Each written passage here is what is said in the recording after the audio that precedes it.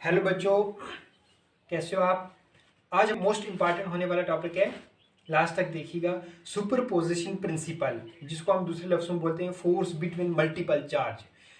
इससे पहले जो हमने पढ़ा है वो टू चार्ज के बीच में, दो चार्ज के बीच में जो फोर्स होती है वो हमने पढ़ी है, लेकिन आज जो हम पढ़ेंगे वो मल्टीपल चार्ज के बीच में जो फोर्स है उसको हम आज पढ़ेंगे। सबसे पहले सुपरपोजिशन प्रिंसिपल को समझने के लिए, फोर्स बिटवीन मल्टीपल चार्ज को अच्छे से समझने के लिए पहले इसकी डायग्राम को अच्छे से समझेंगे। हम सपोज करो एक लेते हैं, 3 डायमेंशन प्लेन लेते हैं, X Y Z 3 dimension plane लिया हमने। ये 3 डायमेंशन प्लेन लिया, इसकी एक्स एक्सिस है, ये इसकी वाई एक्सिस है, ये इसकी जेड एक्सिस है, ये इसका ओरिजिन है ओ। पहला चार्ज जो हम रखते हैं उसको इस जगह पे रखते हैं, इसका नाम देते हैं हम Q1। दूसरा चार्ज जो है वो हम यहाँ पे रखते हैं, इसका नाम देते हैं Q2। तीसरा चार्ज जो है वो हमारा, हम इसको यहाँ रखते हैं Q3। और 3 चार्ज मैंने रखे हैं। अब ये ओरिजिन ओ से कितनी दूरी पे है, तो the distance between O and Q1 और O के बीच में जो डिस्टेंस है, उस डिस्टेंस को मैं, जो डिस्टेंस O के और Q1 के बीच में, उस डिस्टेंस को मैं लिखता हूँ R1। क्या लिखता हूँ? R1, the distance between origin and Q1। दूसरा जो हमारा चार्ज Q2 है, the distance between origin O and Q2 is, उसको हम क्या बोलेंगे? R2। क्या बोलेंगे? R2। The distance between origin and Q3 के बीच में और ओरिजिन के बीच में जो डिस्टेंस है उसको मैं लिखूंगा R3।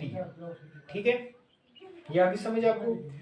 और ये मैंने 3 चार्ज को रखा, और यहाँ पे मैं एक टेस्ट चार्ज रखूंगा जिसके ऊपर हम ये सारा एक्सपेरिमेंट करेंगे। ये हमारा टेस्ट चार्ज है।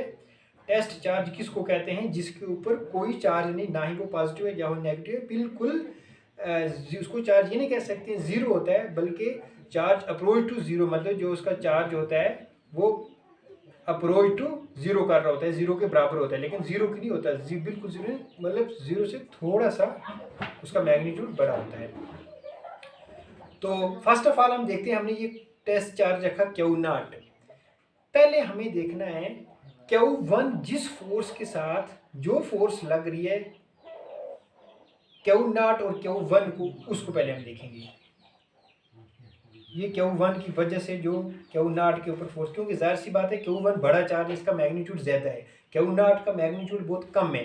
तो इसका मतलब Q1 जो फोर्स लगा रहा है Q0 के ऊपर, उस फोर्स जो लग रही है उस फोर्स को हम लिखेंगे F01।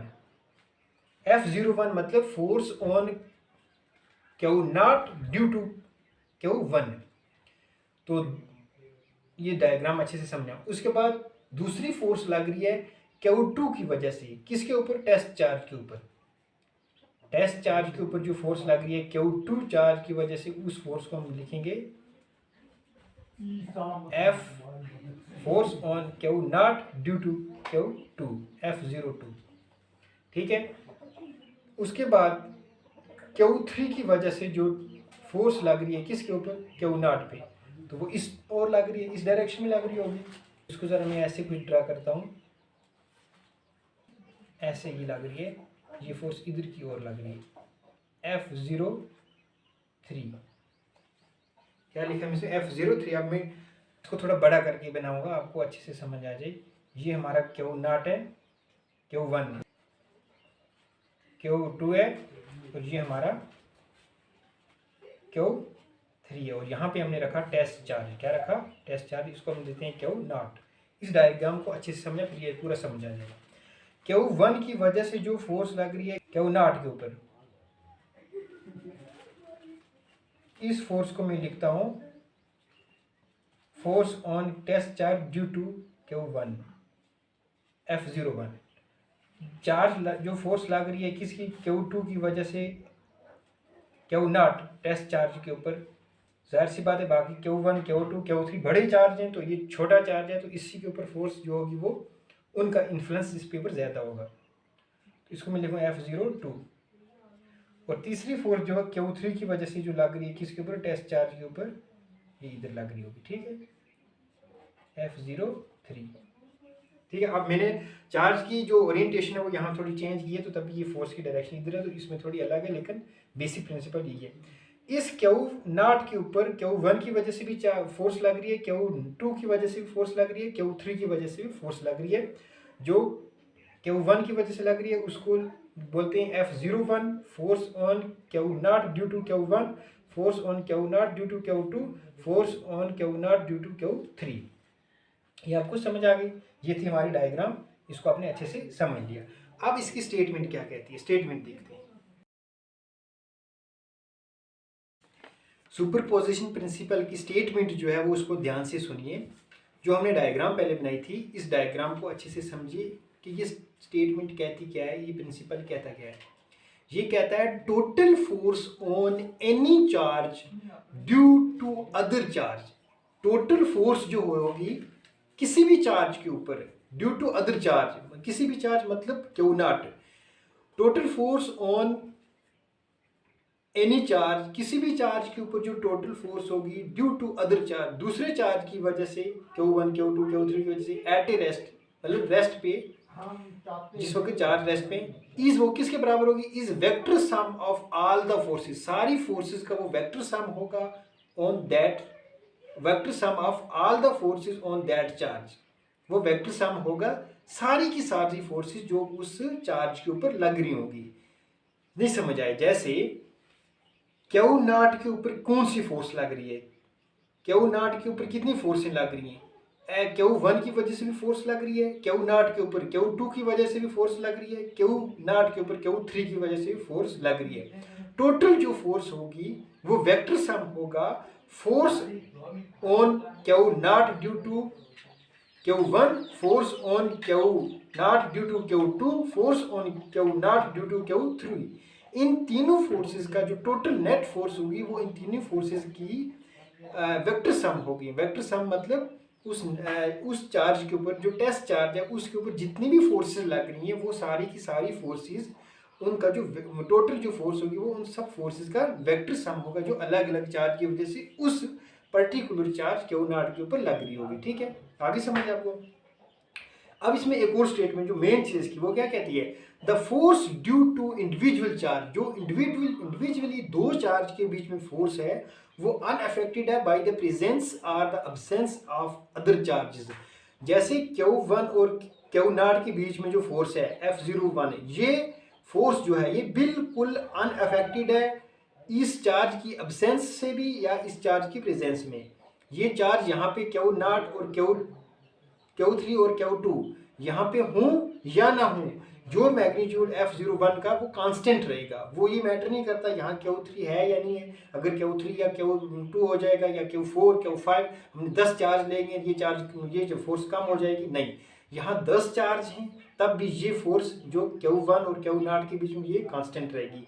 अगर यहाँ और कोई चार्ज नहीं, सब चार्ज को रिमूव कर देंगे, यहाँ से सिर्फ दो ही चार्ज रहेंगे Q1 और Q0, तो तब भी ये फोर्स कांस्टेंट रहेगी F01, ये चेंज नहीं होने वाली। तो इसका मतलब आपको समझ आ गई, वहाँ उस प्लेन में चार्ज कितने हैं उनकी प्रेजेंस या अब्सेंस जो है वो बिल्कुल कुछ मैटर नहीं करती, जो इंडिविजुअली दोनों चार्ज के बीच में फोर्स होती है वो हमेशा कांस्टेंट रहती है। जैसे F02 जो force on Q0 due to Q2 है वो बिल्कुल इस चीज़ पे मैटर नहीं करती वहाँ Q1 है या Q3 है, वो फोर्स वो उनकी मौजूदगी में भी उतनी है और उनके एब्सेंस में भी उतनी रहेगी। ये चीज़ आपको समझ आ गई, और तो ये इसकी स्टेटमेंट है, ये कहती है। अब इसके हम एक्सप्रेशन डिराइव करते हैं।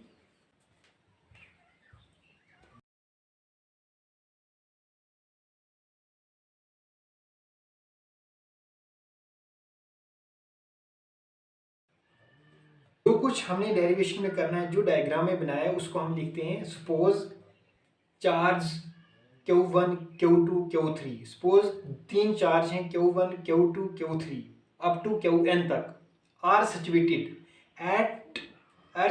एट ए पॉइंट, वो हर एक पॉइंट पे सिचुएटेड है। Q1 अपने पॉइंट पे, Q2 भी एक पॉइंट पे, Q3 भी एक पॉइंट पे, विद पोजीशन वेक्टर, जो उनका पोजीशन वेक्टर है फ्रॉम O से, ओरिजिन O से जो पोजीशन वेक्टर है, जो पीछे डायग्राम मैंने बनाई है उस डायग्राम में देखो, जो O से लेके R तक, सॉरी O से लेके Q1 तक जो डिस्टेंस है उसको R से लिखा, और O से लेके Q2 तक जो डिस्टेंस है उसको R2 से लिखा, और ओ से लेके Q3 तक जो डिस्टेंस है उसको R3 से लिखे। R1, R2, R3 are the position vector of the Q1, Q2 and Q3, इनके जो पोजिशन वेक्टर है, ठीक है।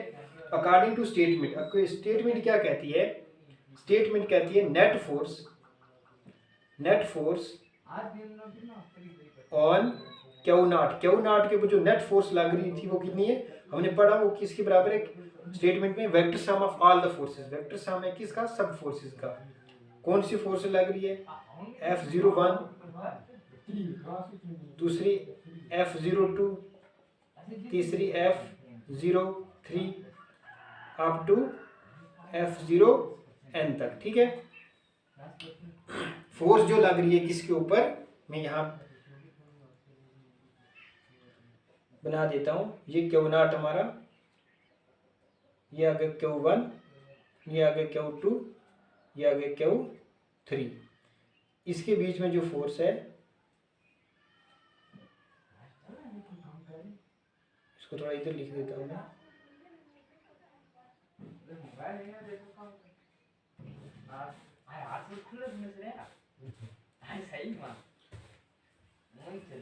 ये जो फोर्स है F01 और Q2 और Q0 की वजह से जो फोर्स इधर लग रही है उसको हम लिखेंगे F03, F02, और जो Q3 की वजह से Q0 पे फोर्स लग रही है उसको मैं लिखता हूँ F03, ठीक है। ये मैंने आपको समझाने के लिए बनाया है कि जो फोर्स Q0 के ऊपर लग रही है ड्यू टू Q1 F01, और जो फोर्स लग रही है Q0 के ऊपर ड्यू टू Q2 वो F02, और जो फोर्स लग रही है Q0 के ऊपर ड्यू टू Q3 उसको लिखते हैं F03। तो ये तीन फोर्सेज है। तो जो कहाँ, और ये चार्ज कितने दूर है ओरिजिन से? ये हमारा XYZ प्लेन था जिसके ऊपर हम, ये R1 की दूरी पे, ये R2 की दूरी पे था, और ये तीसरा चार्ज R3 की दूरी पे, R1, R2, R3 की दूरी पे। तो ये जो नेट फोर्स है वो F0 के Q0 में जो लग रही है उसको हम लेंगे vector sum of all the forces, सब फोर्सेस का वेक्टर सम। F01 जो है वो किसके बराबर है? F01 जो है वो Q0 Q1 upon 4 pi epsilon not R10 का स्केल, ठीक है। R01 is the distance between two charge, दोनों चार्ज Q0 और Q1 के बीच में जो डिस्टेंस है वो R01 है, और Q2 के बीच में Q0 के बीच में R20 है, ये R10, और Q3 की और Q0 के बीच में R30, ठीक है। तो F02 जो डिस्टेंस है वो किसके बराबर है? Q0 Q2 upon 4 pi epsilon not R20 का स्केल। इसी तरह F03 जो है वो किसके बराबर है? Q0 Q2 Q0 Q2 upon 4 pi epsilon not R30 का स्केल। यहाँ तक आप समझ आए। और इसी तरह से M चार्ज तक है, F0n force between M charge की Q0 Qn upon 4 pi epsilon not Rn0 का स्केल। ये तीनों फोर्स, सारी फोर्सेस का मैग्नीट्यूड निकल गया।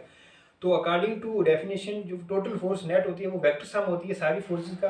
तो हम क्या करते हैं, इसी को देख आगे, इसको मैं डायग्राम को साफ कर देता हूँ। नेट फोर्स जो है वो किसके बराबर होगी? देखो ये सारी फोर्सेस का जो वेक्टर सम होगा, यहाँ देखो Q0 सब में कॉमन है, तो मैं काम में करता हूँ Q0 को कॉमन ले लेता हूँ, नीचे से 4 पाई एप्सिलॉन को भी कॉमन, एप्सिलॉन नॉट को भी कॉमन ले लेता हूँ, और अंदर क्या बचेगा? Q1 plus Q2 plus Q3 up to Qn तक, और नीचे पोजीशन वेक्टर सारे वो मैं ले लेता हूँ।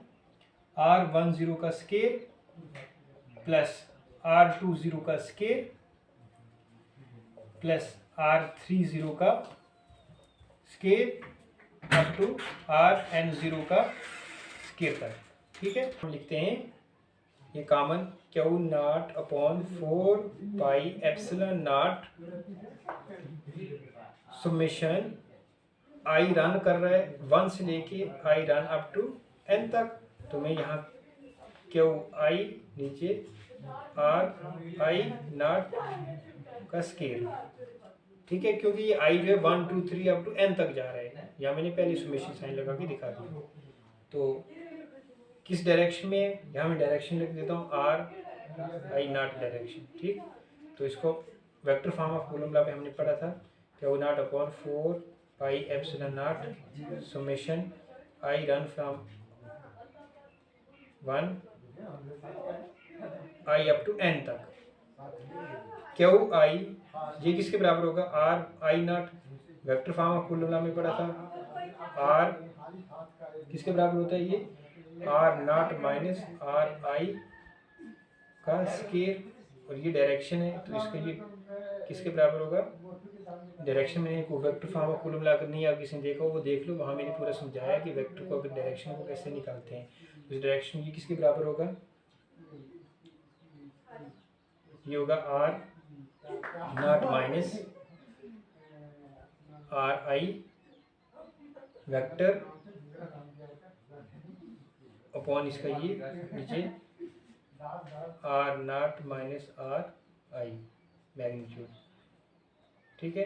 तो इसकी पावर क्या है 2, इसकी पावर 1 है, तो ये क्या है क्यूब बन जाएगा। नेट फोर्स जो है नॉट वो किसके बराबर आई, Q not upon 4 pi epsilon not summation I run from 1 से लेके आई कहाँ तक है, n तक है, और q i upon r naught minus r i का स्केयर, ये स्केयर क्यूब हो जाएगा, इसकी पावर स्केयर है उसकी power 1 cube into r naught minus r i vector कह रहा हूँ। ये आ गई फाइनल जो हमारी स्टेटमेंट आती है सुपरपोजिशन प्रिंसिपल की, ठीक है।